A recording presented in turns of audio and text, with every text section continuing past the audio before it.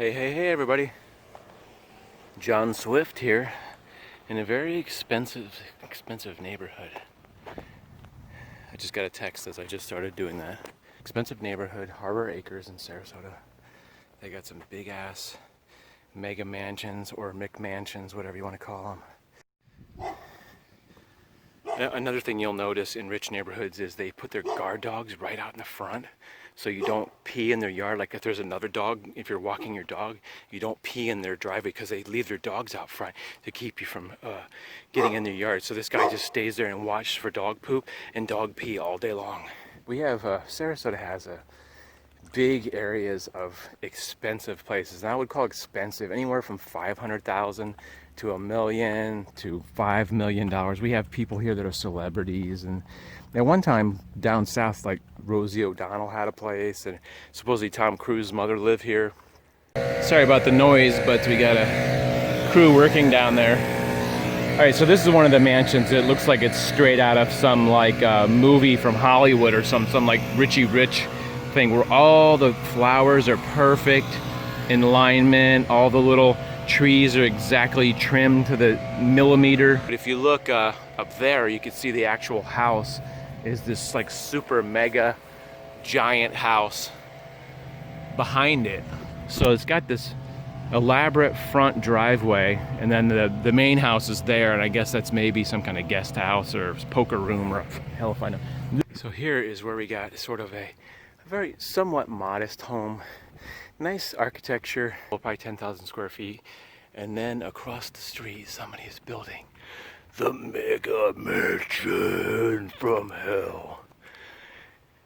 This thing is pretty out there as far as, oh, by the way, let's give a shout out to Yusk Construction, who's building the home for Yusk, for all the mega giant fantasy suites. This looks more like a spaceship. It's got this weird like front section that's like a U shape and comes back out, and it looks like the roof has got like some kind of railing, so they're going to be able to like put their little beach chairs out there and have their trophy wife out there, you know, suntanning herself. But rather than just doing what everybody else is doing, they're like, hey, we're going to build a big like a what do they call that, a horseshoe. We're going to build a horseshoe, and then we're going to put windows all the way around, so the heating costs and the cooling costs are really expensive. And then we're going to put a top roof deck on it, so we can go out there and hang out, like hit golf balls over those houses into the water and stuff. All right, so here's another example of, we had no imagination, so we just drew a big square, and then we put little squares on the big, it's like a big square, and then, or a rectangle, I don't know. You correct me if you're a geometry person. And then we're going to put little squares where the big square is, just randomly. And then we're going to put a wall out front with some palm trees. I mean, like this architect, I hope this architect guy got more landscape people. I hope this guy who designed this got paid well, because basically what he did is drew a square on a piece of paper, and like we're going to put 4 windows over here. One of them's going to be small and the other one's going to be big. And then the other one is going to have 2 windows as well as a small one. And then there's going to be a big one in the middle. By the way, when you're in a rich person's neighborhood, they just put free balloons out there for you to grab. So if you're ever like driving by a wealthy house, just go ahead and grab those balloons because they're free. So the next stop on our tour is this run-down, raggedy, mere 10,000 foot house with a just, you know, crappy lawn. And this would be like basically a poor person moved into your neighborhood and your house is like worth $5 million or $10 million. This would be like the crappiest house that they offer. Like if you go in there and you go, so what's the cheaper one? They'd be like, we had this one, it's like 7,000 square feet and it has like 10 bedrooms, but this would be considered like, you know, just the poor person's mansion, I guess. Just as a last note, guys, hey, we got plenty of property. Did I say property? We got plenty of property available in this neighborhood still. Many lots that are ready to be custom built here. There's private properties, so don't enter there. But we've got plenty of lots. They're maybe 1 acres to 2 acres. They got plenty of like great trees. So if you're looking for a place maybe right around 2.7 to 3 mil, we got these great properties, beautiful views of the harbor out here, and beautiful Florida, and it's just mega close to the downtown area. You can go shopping. It's only like 2 minutes away. Have you ever seen a bigger nutcracker in your life? Those got to be the biggest nutcrackers I've ever seen. I think these nutcrackers are going like maybe 5-6 feet. Look at those bad boys. So I'm actually going to be serious for a second. Because I was serious before, but now I'm being serious again.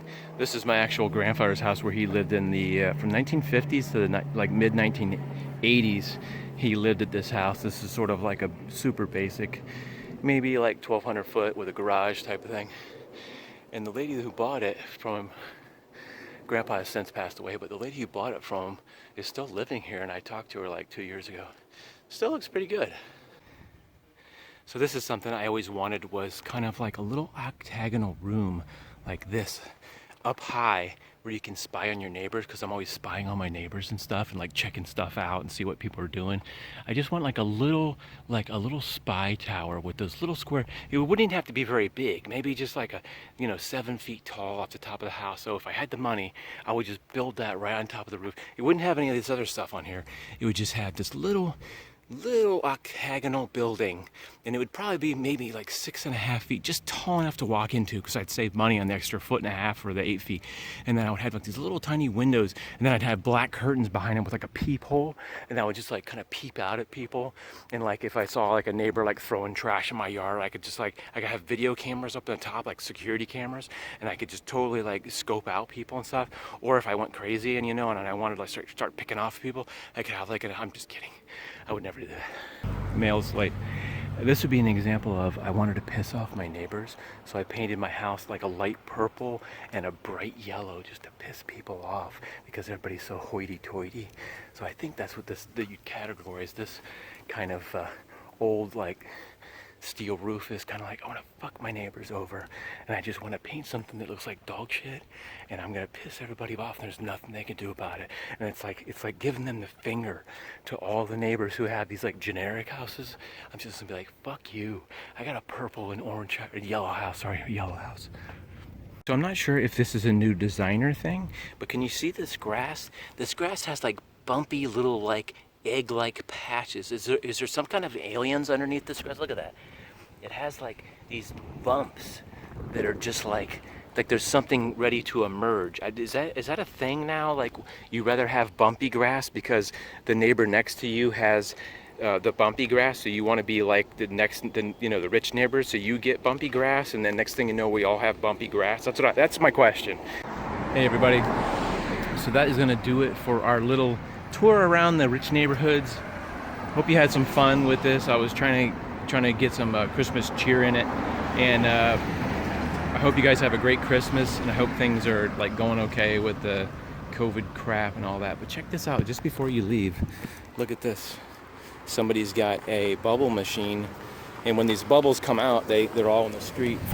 So the sun, at certain times of day, the sun catches them, and as people drive by here, you can see it kind of brings a little smile to you, like a little childhood moment of remember when you used to go blow bubbles out of that little jar, and it was really hard to blow the bubbles, and you're always like,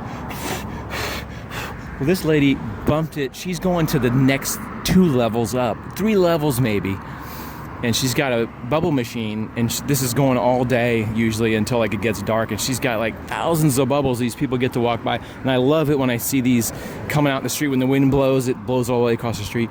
And one more thing before I go, this is the cheapest house in this is the poorest. No, I'm just kidding. I'll see you guys later. Have a great holiday. Damn sun, the sun's following me. Look at it. It's trying to murder me from the back.